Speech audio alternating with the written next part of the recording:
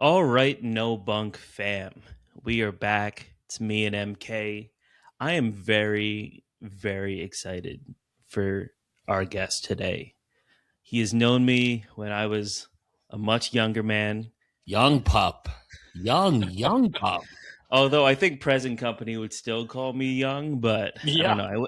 I went skiing yesterday and everything hurts. I'm going to start with his credentials off the course. It's one of the most impressive resumes I've seen. Longtime DJ and producer, multiple appearances on Sway in the Morning, Shade 45, artist for Roland and Pioneer back in the day, DJ'd for the New York Jets at one point, Ooh. Gary somehow V. carried me Gary V in and follow. out of the clubs. Since changing coasts, he's worked with the Costa Rican National Orchestra for a residency to conduct their performance of his original comps, as well as having comps in short films and video games. On the course, he's a PGA certified professional. He's coached at both the high school and D1 levels, and he has graciously not taken money from me every time we've played nine. I am very excited to introduce Coach Josh Andrus. Welcome to NBNB. Thanks, guys. Thanks for having me on. Excited Good to to have chat. you, man. Yeah. I love what you guys are doing. This is cool, man. This is cool. So I'm happy to talk. So, before we get into it, I want to kind of set the scene as to what brought me here. Mrs. Roodz and I went out to a jazz club that had just opened. Very luckily for me, sat front and center. I got to admire Fender Rhodes, got to look at the entire bass pedal board. And as the show starts, the bassist comes out and he's wearing joggers, Yeezys, and a Kith hoodie. Mm. Hey, by the way, for those of you over 40, I have no clue. I mean, I know Yeezys. That's all I got right now. But I thought of three things. I thought about the first conversation I had with No Bunk, which was kind of significant in the sense that we were talking about the Jordan 1 golf shoe. I have two pairs. That's true, you do. I do have two pairs, yeah. I thought about how the last time I went to a jazz club, this is nowhere near the environment I expected. And I thought about how do these two things belong together? And I knew that I had to get the gang on for this one. So, Jet's initial immediate thoughts. Well, I mean, my thought on it, to be honest with you, is fashion's always been a part of jazz. You know, I mean, that's a huge part of it. Miles Davis in his biography talks consistently about how it used to be that he talked about going to Brooks Brothers all the time and just looking fly, like up in Harlem. That was part of the culture, you know. And I think that, obviously trends and fashion change and those types of things, but I do think that part of jazz has always been showmanship from the music to the fashion. So I do think that's it's a part of it.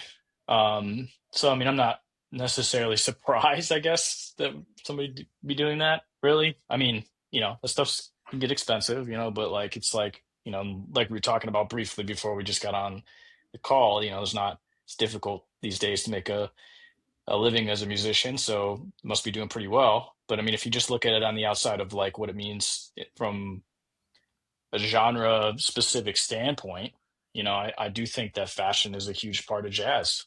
And it's just part of the flashiness, is part of the stage presence, and it's always been that. That's actually Miles in his biography talks about one thing that used to bother him about Bird whenever he came in, like when they were together. Bird was like always looking sloppy because he had an alcohol problem, really, and drug problem for a while, and Miles would get on him like, dude, what are you doing? You look terrible. You know what I mean? Like, and he talks about that specifically, like in his biography. By the way, it's crazy when Miles Davis is calling you out on that one. Yeah, right. Yeah, well, yeah, especially with Just gonna throw that out his there. drug problem. Yeah, yeah. But I mean, like, so it's I like, think there's something you're saying here, Josh, too, right? And like, let's be clear: jazz culture and black culture have always been inextricably linked. mhm.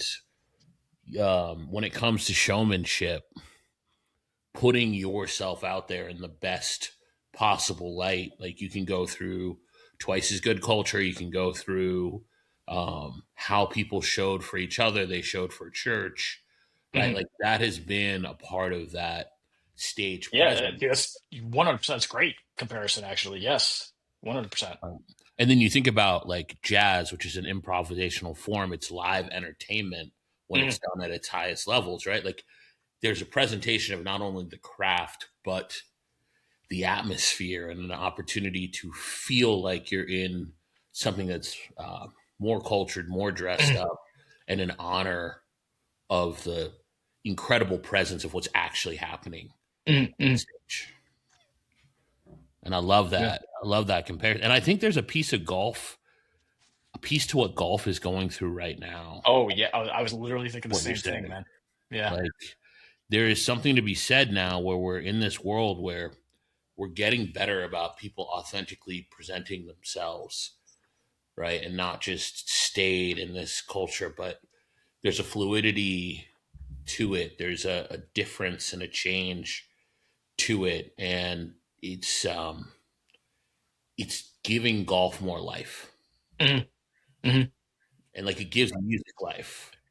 Oh man, you think about just the parallels between, what you're just saying, music and golf, from a culturalistic standpoint of all these pop-ups are happening now, all these clothing brands, all these different designers that are releasing stuff specifically for the course, and you're seeing a lot of artists who are musicians getting into golf apparel, Yeah. so it's a good segue into golf, especially just because I feel like it's the same thing. Like, it's like golf has always really been I'll say about goofiness, goofy fashion early on, probably, it's like different. But even Tiger, man, he had style, with the pleated pants and stuff like that in the early 2000s. That was different, from what people were used to at the time, all the way to like his red shirt, you know what I mean? Like as a form of flashiness to represent the playing, and people knew it became iconic as far as like, okay, this guy's gonna bring it today. It's interesting from a musician standpoint to think about because I think you know it's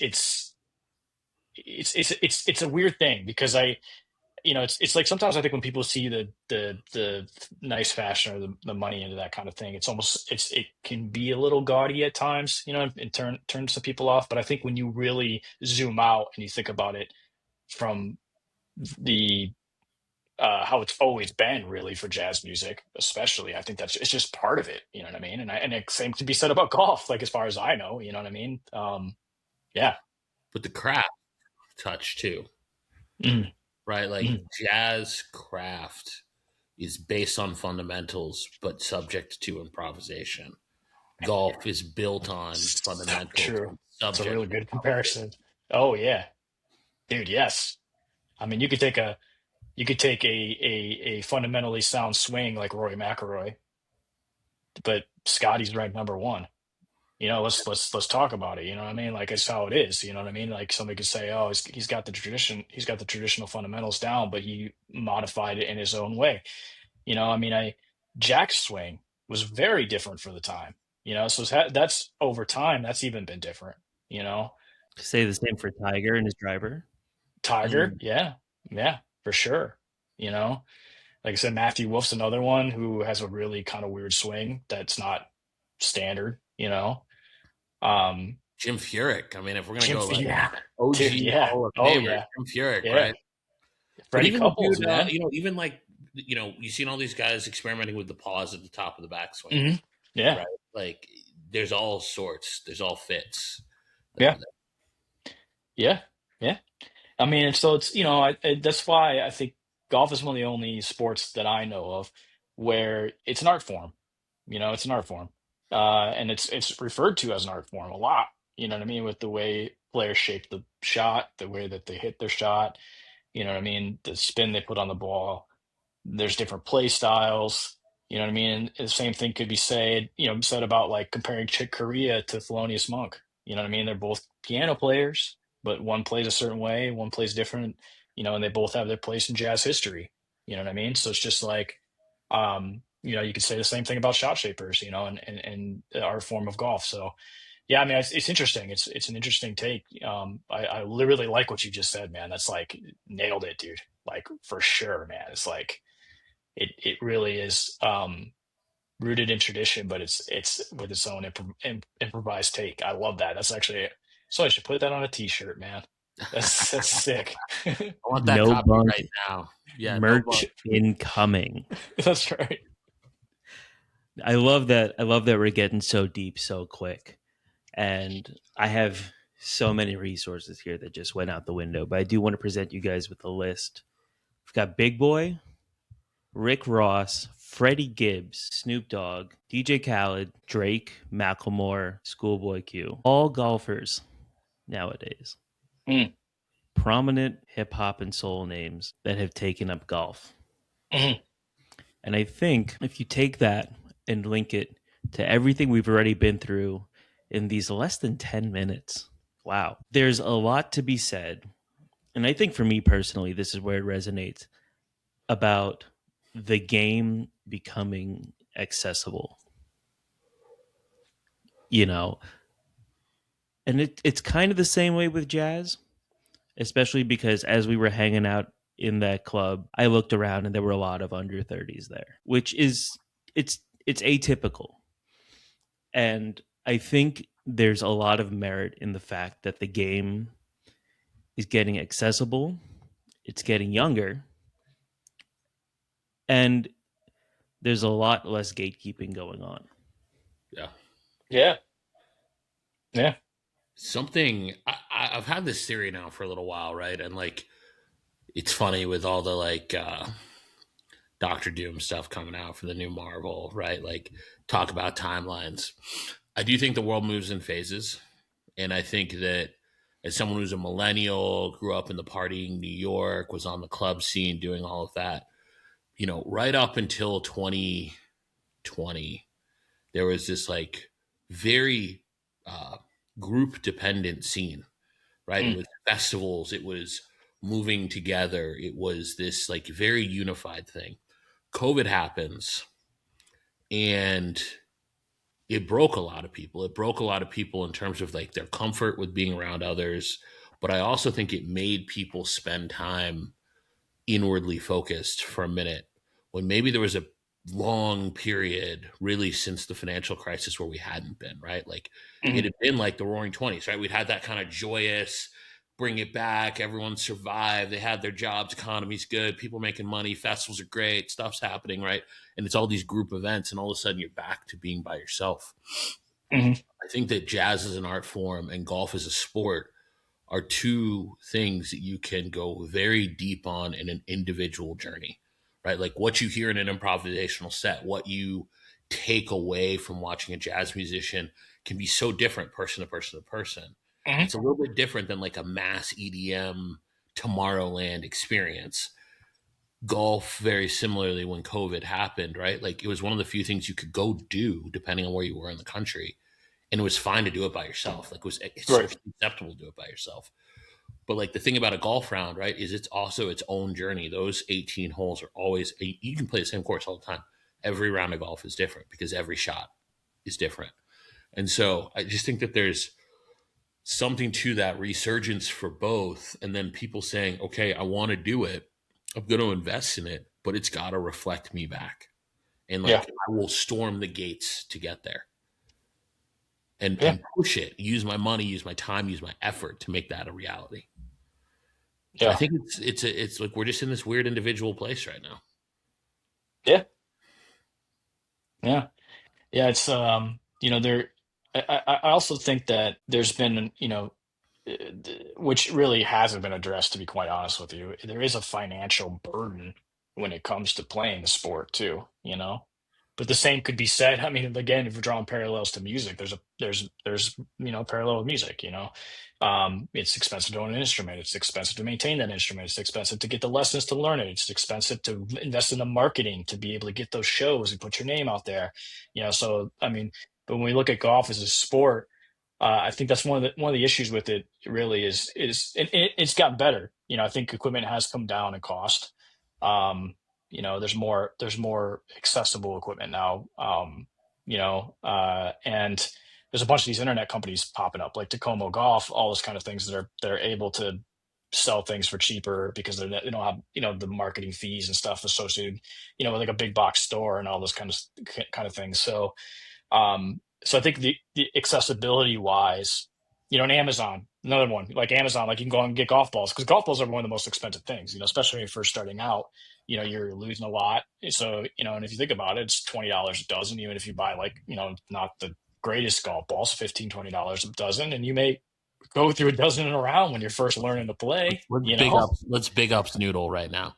Or Yeah, a lot of if things. you're 5 years in, you might also still be losing a lot. But Dude, I it's don't part of the game, man. It's like it gets expensive quick. So I think having like Amazon ability to buy refurbished golf balls helps. You know what I mean? I think stuff like that. So I think that's also part of it.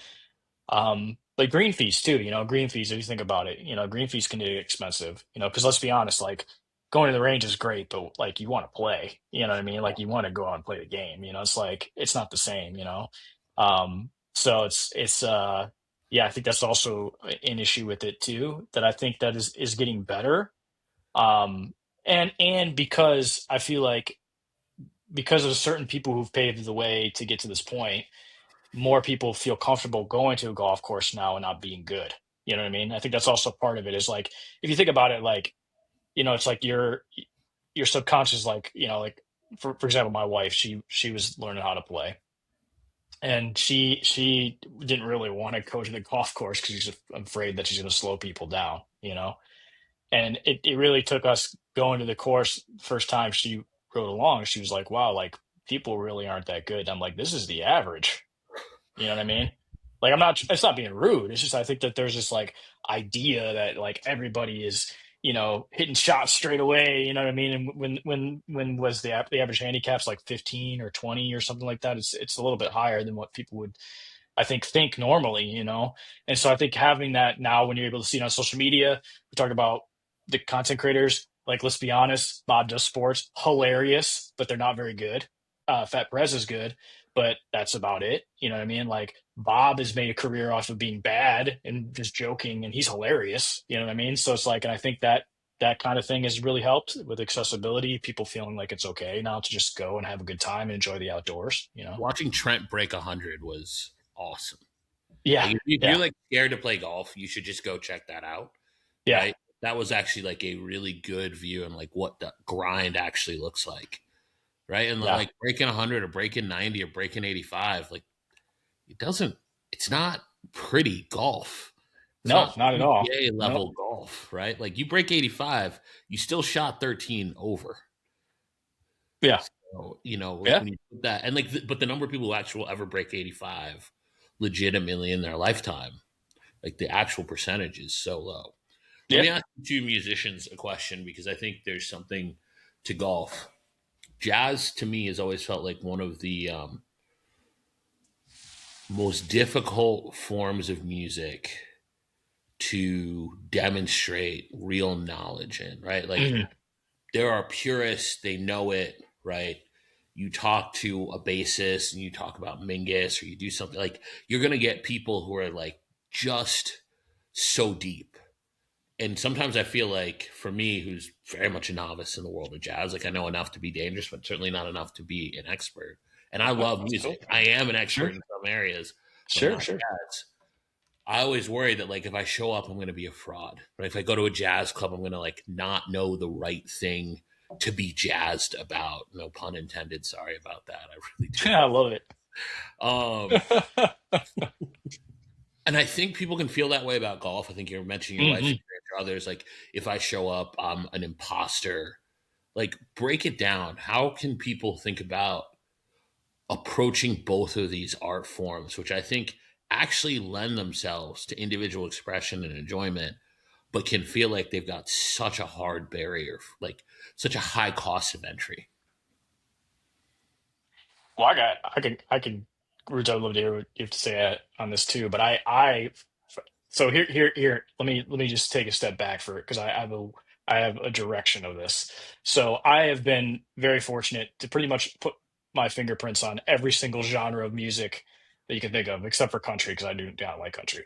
But like I've I've played the guitar since I was 5, so I've done stuff in rock, I've done stuff in progressive rock, I've done stuff in jazz. I've like Ruzi said in the intro, I worked with the Costa Rican National Orchestra, so I've done stuff in classical music, and I've written for you know uh violins, everything, synthesizers, all of it. I was an electronic musician for years. I played EDC, Chicago, like I played a bunch of different, I did everything, right? And when it comes to the language of the music, one thing that's actually great about jazz that I could tell you just from the past 3 years, I've really been very heavy in the classical world, and the reason is because of film. Film is very similar with that. So a lot of people I run into, they're classically trained, right? So when it comes to the knowledge of, understanding music, in jazz, it's its own expressionism that stems from traditional classical in a way of knowing music theory and understanding the notes that are associated with it. And then they took it a step further, right? And experimented outside and broke the rules of classical music. That's what makes it great, in my opinion. And I think that, it's one problem that I have with just being a musician, a jazz musician in general. And Roodz kind of touched on this a little bit with golf. It's very gatekeepy, and this is not just jazz.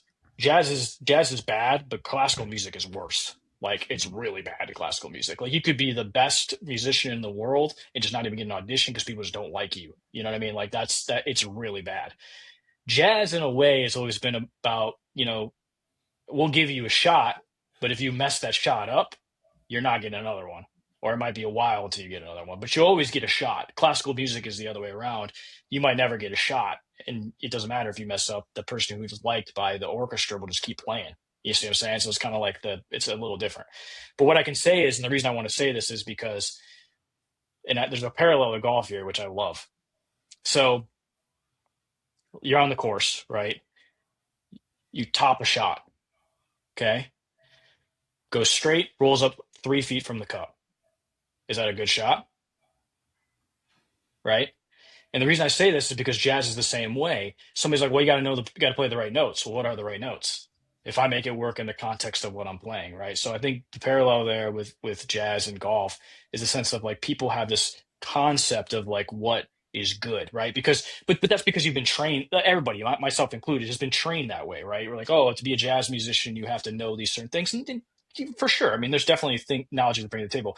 But what Miles Davis and Roodz has heard me say this many times, but Miles Davis is like the reason I want to be a musician. Like the man, just like the way he carried himself, the music that he played, the ability, his thought process behind being a musician is what was great. And one thing that he would say is, I never play wrong notes. And he was serious about that. Like people think it's a joke, but he used to say, no, I don't play wrong notes. Every note I play happens for a reason, whether I'm in a trance and I just play something that just comes out, because that's the moment, that's improvisation, right? And so, you know, it, some people are able to do that better than others. Some people can make it work in context. I think there's a famous story. If Herbie Hancock's talked about it before, where he played for Miles and he messed up, and he thought Miles was gonna like beat his ass pretty much after the gig. But what happened was is Miles corrected and started playing what Herbie was playing, and followed that and made it seem like it was part of the show and never mentioned it, right? And I think that the art, when it comes to the art form of jazz, like what I would encourage is, and it's gotten better, is that people should just accept that and give musicians the opportunity to express themselves in a way. Like, same thing for golf, right? Like, you could be a guy. What's the guy on YouTube? The long driver who wears the short shorts. What's his name? Oh, the guy who's always on with Bryson. Yeah, with Bryson. Yeah, yeah. Yeah. He hits the ball a mile, man, right? Yep. But it's never really straight. Yeah. You know what I mean? So if you look at like, is he good at golf? I mean, that's arguable. You know what I mean? Like it really depends on your interpretation of what's good. You know what I mean? I still used to always think as I was young, I used to be like, how are these 80-year-old guys shooting par? Because they only hit the ball 170 yards, 200 yards off the tee. But that's because every single shot's straight. It doesn't matter. You know what I mean? Like, so it's just like, I guess, when it comes down to like, the parallel of music is it's just like, if you go up there, and I used to tell my students this all the time, like when it came to playing their instrument, the only way the crowd's going to know you messed up is if you say you messed up. Yeah. right? It's like the or if you wear the facial expression that you messed up, you show it, right? And it's the same with golf. Like how many times have you watched, professionals or even the YouTube golf where they hit a shot and they're like, fuck, or they slam their club and the ball lands 2 feet from the cup and then they just kind of smile. You would never know, you know what I mean? If that one happens. So I think it's the same kind of parallel, right? And again, I don't want to take away from the fact that yeah, there's musicians who probably shouldn't grace the stage that play too early, and they learn their lesson. I think every musician who's serious about the craft, no matter how good they are, just like a golfer, is not going to be happy with the final result. I don't think anybody's ever played a show and said to themselves, "Wow, that was the best. I didn't make any mistakes the entire time. Well, I did great." It's just like a round of golf. You know what I mean? Like, the pros go out there and, if Tiger shoots 62 and he'd be like, I left a 59 out there on the course, man. You know what I mean? Like, it's like those types of things. So I think, going back to your question and this is kind of a long winded answer about, being somebody who experiences it and understanding the music is I also think that, one thing that I tend to, and it's really bad again with classical, especially film, and orchestra music, is sometimes you tell people like, don't analyze it, just go in and enjoy it. You know what I mean? It's like the first time you see a painting, right? It's like I always think that what used to always make me happy. I used to tell my wife this is like when I taught for John Williams' family for a while I was here in LA, and we would go around to different schools. I taught in Inglewood for a while, and the best part to me was taking kids to see the orchestra for the first time Mhm. because it's such a magical experience, right? And if you Like take down somebody into the who's been, pit, like see yeah, the whole yeah, thing. well, yeah, and see the instruments, see a Yeah. professional play a lot of the instruments that they're playing. I mean, trust me, it's like, if you see a concert violinist play, it's like the same as seeing like somebody who's just wailing on the saxophone. I mean, you just literally are in awe, like about the ability of that person in that level. But imagine a kid for the first time seeing it. Now, if you take a kid and then you take somebody who's been studying the music for 20 years, they're going to probably hear stuff in the performance that's not perfect. I hear it. I hear stuff and I've learned to embrace the imperfections in music as far as like, especially like if you're a live violin player play, their fingers stick to the strings and they may move and you'll get like a little like sound because they're moving the strings as they're moving their fingers. Where like MIDI doesn't pick that up. The average person probably won't hear that.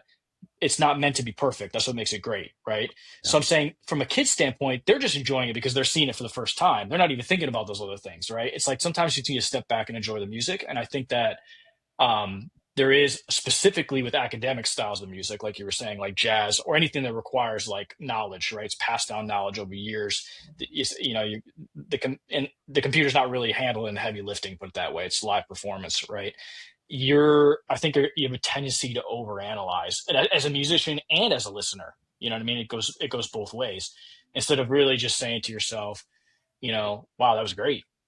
And I remember my students used to get mad at me because they'd play and I would be like, that sounded awesome. And they'd be like, what can I do to get better? And I'd be like, what do you think you could do to get better? It doesn't matter what I think. It's self-expression. That's the beautiful thing about improvisation. I can give you tips and pointers, but maybe you meant to do it that way.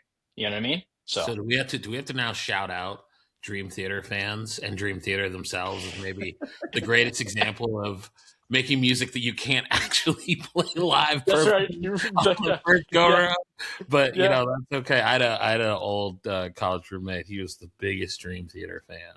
yeah, And yeah, he just embraced the fact that it's hyper complex and they yeah, yeah, tried yeah, to do yeah. something hard, not something perfect. Yeah. Yeah. Well, and I think that and the opposite could be said for very basic music. I think sometimes jazz especially, really jazz especially, people like really will be like, "Well, it's so basic." It's just, like Miles. Like, dude, that was actually when Miles dropped Kind of Blue, Yep. people were like, this is slow.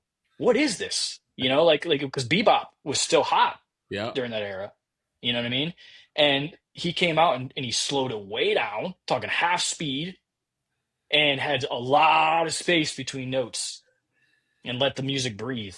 And that was like revolutionary at the time, right? Like people were like, what is this? And a lot of people ripped it.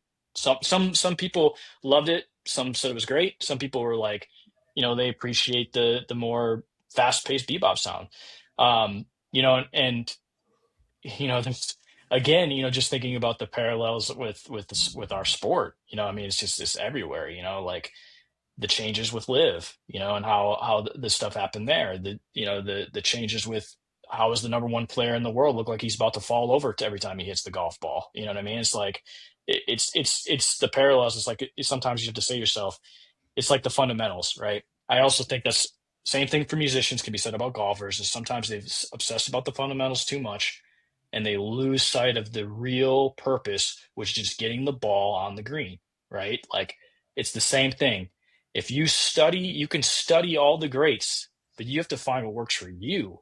You know what I mean, as a musician, to be able to play that way. And of course, you can study them. You can just like you can study Tiger's swing, you can study Rory's swing, but you got to understand their body type's different, how long they've been playing is different. The experiences that they've had has been different, just like the musician.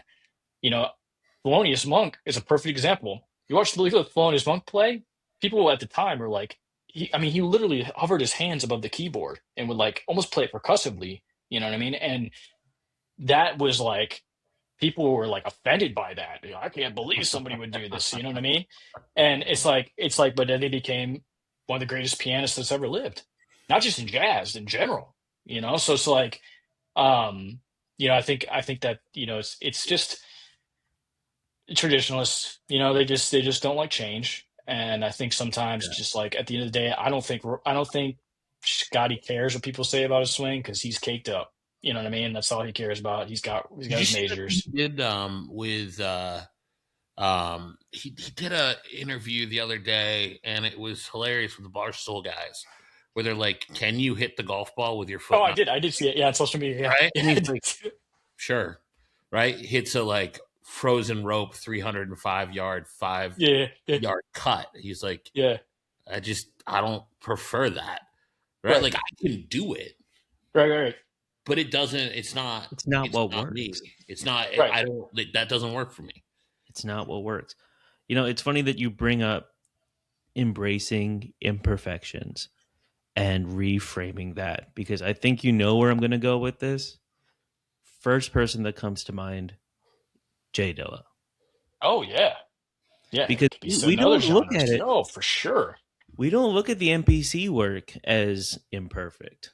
We look at it as human.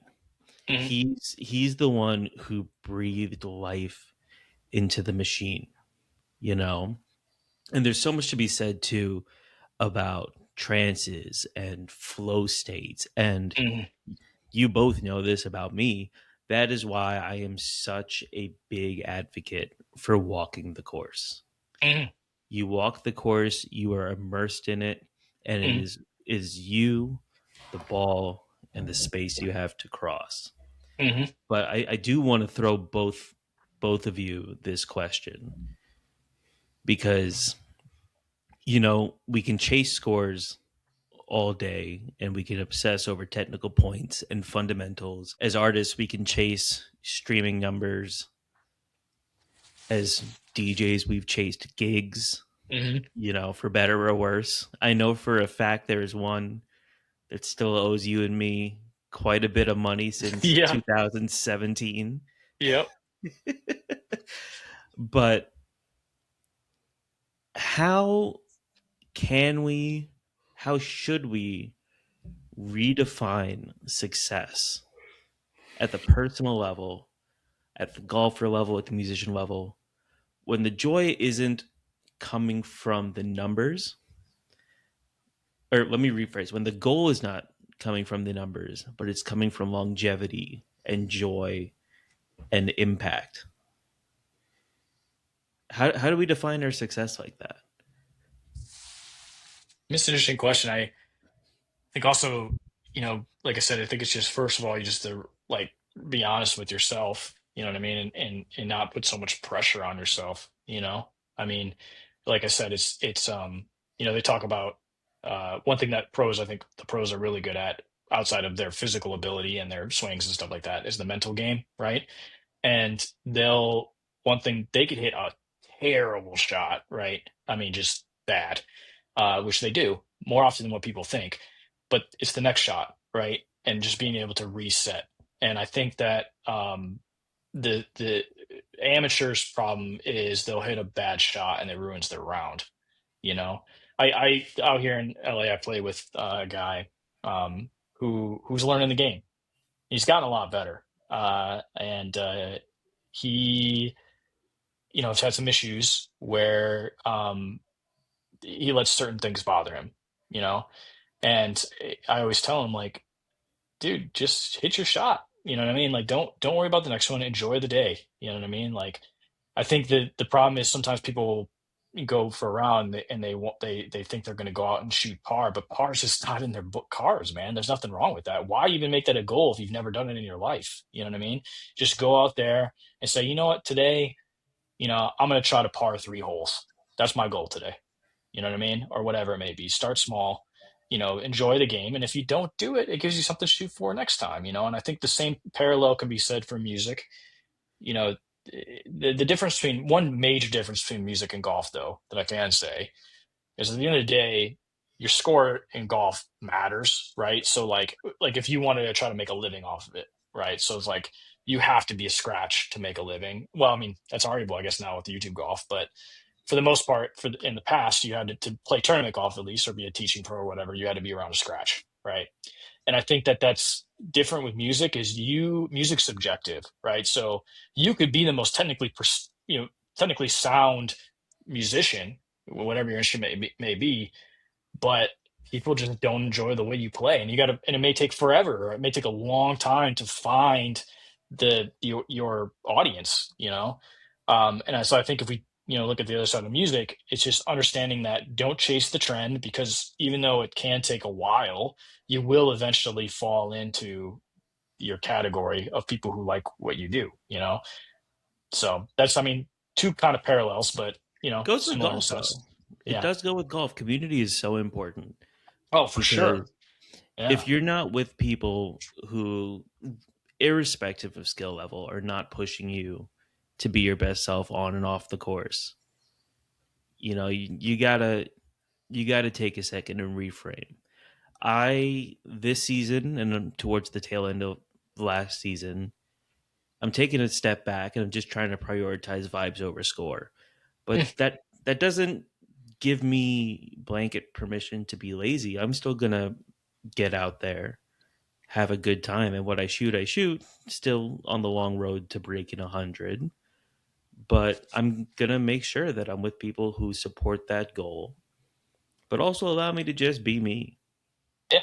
But I think you're pointing to maybe the best, like the hidden piece to the question you asked. And I think you both have very well articulated what you need to do about yourself, right? Like thinking about place. And Josh, I think you can probably agree with this as someone who's played in a lot of ensembles, right? If you can enable the people you're playing with to play their best, you have done your job, Oh, dude, couldn't said right? it better. 100%. If you are playing golf and playing it in such a manner that it brings out the best in the people who play with you, it will bring out the best in yourself, right? Like, think about the best shots you've ever hit or you've ever seen, right? I'm thinking like Tiger around the tree at Pebble, Rory out of the pine straw hitting that 207-yard 7 iron to 7 feet on the tournament he just had to have and couldn't seem to ever figure out. I'm talking about Bubba out of the woods to win the Mm, 2012 Masters, right? hmm. Like, it was a symbiosis between crowd, player, vibes, and urging that freed them to do it. And like, I think if you want to break par, be around people who bring the vibes and you can support them in their own goals. And like, you can all be trying to do it together. You can bring that encouragement and those other things, right? Don't underestimate your ability to contribute to the community and feel of the moment you're in. And I think that jazz, in some ways, like golf, Hmm. the more that everyone is down for this idea that we want to bring the best out of our foursome, and therefore that means like progression and moving forward and encouragement. Like, that's the thing. Like, can you be a Yeah. part of that? And if you approach golf and music in that way, I think it opens up a whole world of possibility for you to explore your own potential. 100%. And it's funny, it's just a great comparison because I can tell you, like, so in orchestra and classical music, or just in film music, if you want to go there, so do you guys know what they call the term for the conductor? Do you guys No. know what they call that? A maestro, right? Oh, yeah. Okay, So, yeah, yeah. do you guys know what maestro means?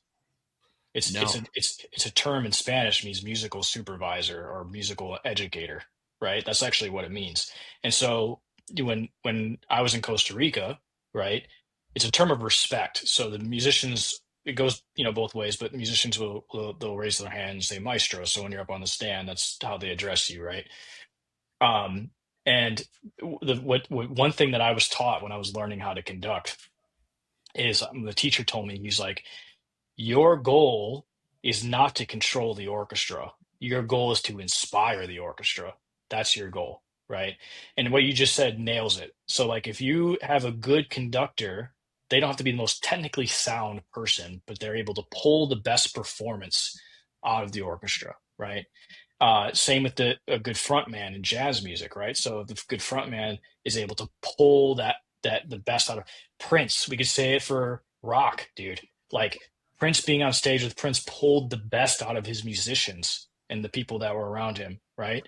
And people, even though he was tough, and there's many interviews about being tough, people always played the best because not only did he inspire them, but he expected a certain level of professionalism, right? That was around them. And I think with golf especially, one thing that is always interesting to me is, obviously we live in LA, New York. You're always paired with somebody. You never get to go out by yourself, right? So, like, a lot of times you're playing with other people you don't know. Um, and I've had some interesting ones. Obviously it goes both ways, bad and good. And it's interesting to me, like, whenever I play like a muni, for example, like just a regular public course, it's almost always when I'm on the tee waiting, the people introduce themselves, just let you know I'm not really good. I'm just out here to have fun. You know what I mean? And to me, it's just like, I don't care, man. Or if they say, I'm gonna hit a breakfast ball, sweet, go for it. You know what I mean? And I think it's the fact that they feel they have to address that is also part of that gatekeepiness we were talking about earlier, Yep, where the sport has 100%. made it to where people feel like they have to address that. It's just like, because we're not out here, dude. No one's out. And I say this sometimes. I've said, dude, we're not out here trying to win the Masters. You know what I mean? Like, enjoy your time. I mean, especially golf courses are expensive, man. You know what I Yeah. mean? Like, who cares if you hit two tee balls? You know what I mean? Like, if I mean, granted, no one's waiting, obviously. Like, there's respect there for other people playing around you. But, like, for the most part, like, hit another shot. Hit a mulligan. I don't care. You know what I mean? Like, at the end of the day, if you say, hey, I'm out here to try to improve my game, and there's no one, like, the other people are back on the green, and you teed off and you're hitting your second shot in the fairway, and you chunk it, just drop it on hit another one. Who cares? You know what I mean? Like, I say that all the time, because at the end of the day, like, you're the only one that's the beautiful thing about the sport, right? Is you're the only one that's responsible for your score. So if you want to go tell everybody that you shot 78 when you really shot 88 because you took mulligans, you're the only one that's going to suffer from that. You know what I mean?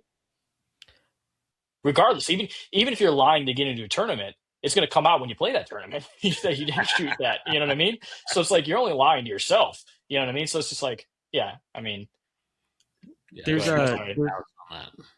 there's an element of stewardship there too, for each other, for the game, mentorship.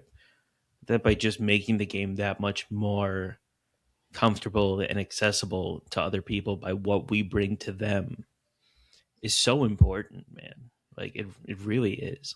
hmm hmm Yeah, it's like, especially like we so last year I actually had the lucky situation where I walked on Pebble Beach. It's like unheard of. We literally were called. My dad came to visit for my birthday, and we went up to Monterey, my mom and dad. And I told my dad, I said, I'm just going to call and see if they had like a tea time cancel, because I heard it happened. And guess what? It did happen. And the guy he was like, can you get here at 10? We had a 10 o'clock tea time at Pebble Beach, walking on. I mean, it's just unheard of. Like, the guy was even like, I don't think I've ever had a walk on at 10. He was like, that's like the prime time. And so it was funny because, we had this woman who was she worked in the mines of Canada. I thought that was so cool. And she was pretty good. And then we had this other guy who's like business guy who played with us, and he was just like every shot beating himself up. He was not good. Like, let's be honest. But who cares? Like, we're playing Pebble Beach. Enjoy it, dude. He might just have been having a bad day. I shouldn't say he wasn't even that good. He just might have been having a bad day. And like he just let it eat him up. And he's slamming his club and everything. And meanwhile, my dad and I are just like, whoa, well, we'd be cool to see a whale jump or something like that. We don't even care about golf at that point. You know what I mean? Like it's because you're playing heaven at that point. You know what I mean? It's like, and so Take it it's all like, in. yeah, it's like, so that's, and I remember like that woman was like, I'm just learning the game. She goes, I've always wanted to play here. She goes, hope you guys don't care. And I remember even saying to her, I'd be like, hey, if you hit a bad shot, that means I get to spend more time on the course. That's what I told her. So I was like, I don't care. You know what I mean? Like that's cool with me. And all you Like then take go all the time you need. try to look over the fence to Cyprus and be like, hey, while we're getting this 10 o'clock tea time, we might as well Right. ask if they're going to let us in too. Like, yeah, we're Yeah, just thinking seriously, about it. man. It felt like we hit the lottery. That's amazing. But it's But I just, love that attitude, right? Like, you have four people, you're pulled together. There's no, like, it's just happenstance. You all have to be there and you got 4 hours. mhm, yep. You can choose that 4 hours, can be great, they can be terrible. You have a choice, a big choice in what that's going to be. Yeah. Yeah. And honestly, even the people that I play with who are really good, most of the time, if they're really good, they don't care if you're bad. I don't think I've ever played with somebody who's like really good who was pissed that somebody was playing bad. Yeah. If anything, most people I know that I play with have been like that will try to help you out. They'll be Yep. like, hey, can I maybe make a recommendation that might help? You know what I mean? Like, I don't think I've ever played with most of the time when I've had somebody who's been an asshole because it's because they're also bad. You know what I mean? And they are like frustrated and trying to run up to every shot to rehit it.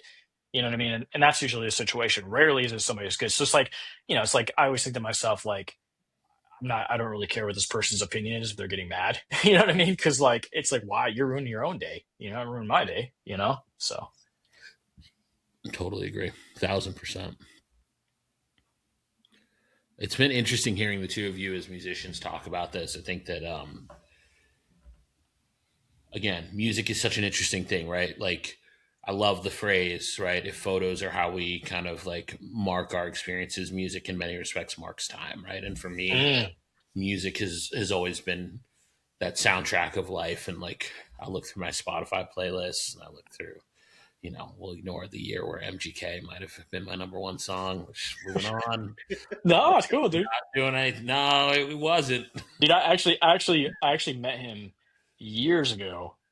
I produced a record for him. One of his first mixtapes called "Laced Up." I produced a record for him, and I remember we got nominated. I was working with this other artist a few years. Like this is like 2007, man, 2008.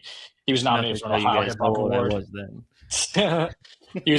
My friend was nominated for an Ohio Hip Hop Award, and I remember we went to the awards in Columbus, and I remember MGK was outside of the arena passing out mixtapes, man.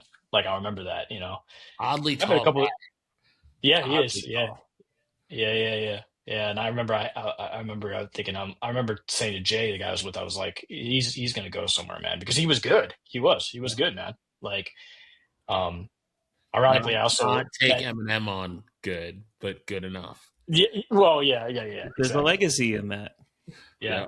And I met funny side note too. I actually met Nicki Minaj like that too when she was we went to a core DJ conference. I think it was around the same time, and she was doing the same thing, man, passing out mixtapes to the DJs at the core DJ conference in Atlanta. Um, yeah. Even odder. You want to hear an even odder one? Got him. So we went to the Bad Boy had a event for the DJs, and I remember we got invited to this event, and Diddy was there and he talked, and Cassie was there with him, and I remember this, and I'll never forget this because I was like, I remember saying to Jay, I'd be like, her body language doesn't seem right, man. Like I remember Yeah. saying that to him. Like that happened when we were at the core DJ conference. I'll never forget that, man. Who even knows what was going on then? But yeah, Might have What a been lens to look sus. back on that crazy with. times. Might have Crazy been times. sus from when he became the headliner. Might have Throwing it out there. been. Might have been. Faith Evans didn't look that comfortable. Yeah, man. You know? Boys, this has been awesome. This has been awesome. I think this might be one of my favorite ones because we've gotten Well, to thank touch you. on a little bit of everything. And I will close with an old artifact that I pulled out just for this. Oh man, I see it. This guy. This is, I think, Nice. the last record we worked on together. Mm-hmm.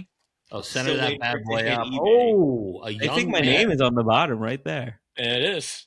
Yeah. Oh man, DJ Yeah. Roodz. Yeah. You got to get that thing on the wall.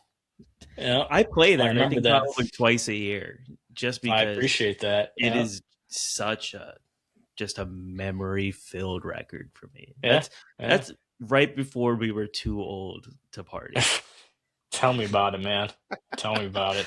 Those were that's the end of the era where we were working till 4 a.m. in a club and then like, hey, we need to eat. Hey, listen, I'm I hungry. threw I'm a tired. bachelor. I threw in a funny story that I will not get into a ton of details on. Threw a bachelorette party for a friend of mine at Tao last summer. Everyone was over 40, so like you're good, man. You got a good decade plus where you got to hang it up. Yeah. Yeah. Yeah, man. Our friend Rick, he's still doing it. I honestly don't know how he does it. DJs till 4 o'clock in the morning. No Rick story is appropriate for a podcast. Yeah, I don't I think will say so. that. Let me just I look always tell my I wife, saw the Pixies last year, and they definitely all came out with coffee mugs at 8 p.m. I was joking with my wife. I said, the good thing about me working in the orchestra music and doing stuff in film now is the orchestra shows are always done at like 8 o'clock. You know what I mean? Yep. So it's like Nice. old That's man music. You know what I mean? So I go and I work with the orchestra during the day, and then I have my nights off, and I'm in bed by 11 o'clock. You know what I mean? So Catch a like, moderately late 9 p.m. dinner. yeah, exactly. Well, Oh boys, man, this has been great. If I could take one thing away from it, I'd say this: music, golf. It's about community and vibes. It's about a personal journey, and I think that that's always been why we started No Bunk, and it's been great to hear that parallel because life's hard, man. These are challenging times, and anything you can do to build that personal journey, which gives you relief and space and joy, whether it's music or golf. Our hope is that you will invest in it because you're worth that investment of time and energy. 100%. 100%. Well said. Well said. All right. No Bunk fam. Roodz, thanks for setting this one up. Thanks for Josh, having me on, man, guys. this will not be the last time you're on. I For would sure. love to be on again. I'm always looking to chat. I love talking golf and music, man. When to So get you two on like anytime. an on the course, That'd be Oh, cool. man, we haven't Walk played through. together in like, when did you leave? 21? No, 23. 20, Oh, well, 3 20, yeah, years. Okay. 23. 23, beginning of 23. Yeah, we haven't played Yeah. around in 3 years. Mm-hmm. This Yeah. sounds like a No Bunk special in the making. We need a reunion. Oh yeah, this would be a Love to good get one. all three of us get on the course together. Let's do it. Love it. We'll get Jay on there too. Yep, J makes 4. There we go. No Bunk fam. We'll see you in the next one.